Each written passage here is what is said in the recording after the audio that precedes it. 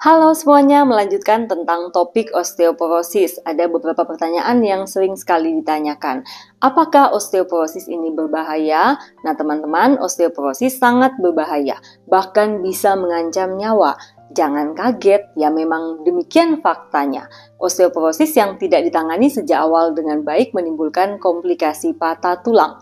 Patah tulang akibat osteoporosis paling banyak terjadi pada tulang panggul, pada tulang belakang, dan juga pada tulang di daerah tangan. Nah, pada tulang panggul ini sangat berbahaya sekali karena akan mengakibatkan pasien tidak bisa bergerak, kehilangan kemandiriannya, dan harus dibantu oleh orang lain.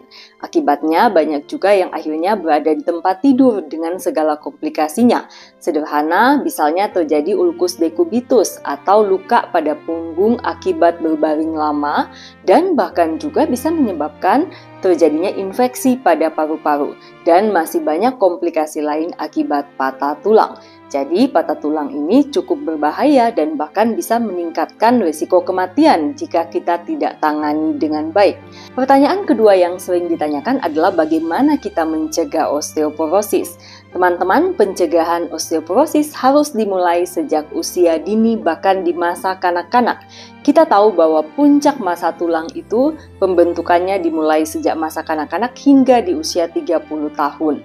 Sehingga untuk mencegah osteoporosis harus ada kecukupan nutrisi di masa kanak-kanak, tidak boleh juga kekurangan vitamin D dan kalsium di masa kanak-kanak. Sehingga pastikan anak-anak mendapatkan nutrisi yang adekuat dan vitamin D dan kalsium yang cukup. Latihan fisik juga sangat penting untuk merangsang pembentukan tulang, terutama latihan fisik yang weight bearing seperti berlari, meloncat, berjalan.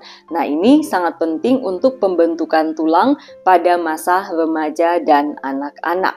Dan dengan pembentukan tulang yang kuat di masa-masa ini akan menurunkan risiko terjadi osteoporosis di masa tuanya. Jadi mencegah osteoporosis harus dimulai sejak usia dini. Kemudian berhati-hati juga dengan konsumsi obat-obatan tertentu tanpa pengawasan dokter, karena ada beberapa obat-obatan yang memang meningkatkan risiko teman-teman mengalami osteoporosis. Kemudian yang ketiga, ada yang bertanya, apakah osteoporosis bisa dideteksi secara dini? Sekali lagi, osteoporosis memang tidak bergejala, tidak ada gejala klinis yang timbul, namun kita punya alat untuk deteksi dini osteoporosis dengan alat yang disebut bone mineral density atau BMD. Dengan BMD, kita bisa menegakkan osteoporosis sedini mungkin, dan pengobatan harus dimulai sebelum terjadi komplikasi patah tulang.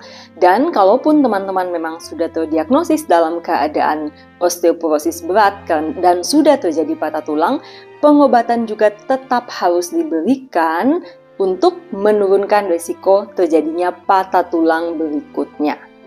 Jadi, ini adalah pertanyaan-pertanyaan yang sering ditanyakan seputar osteoporosis.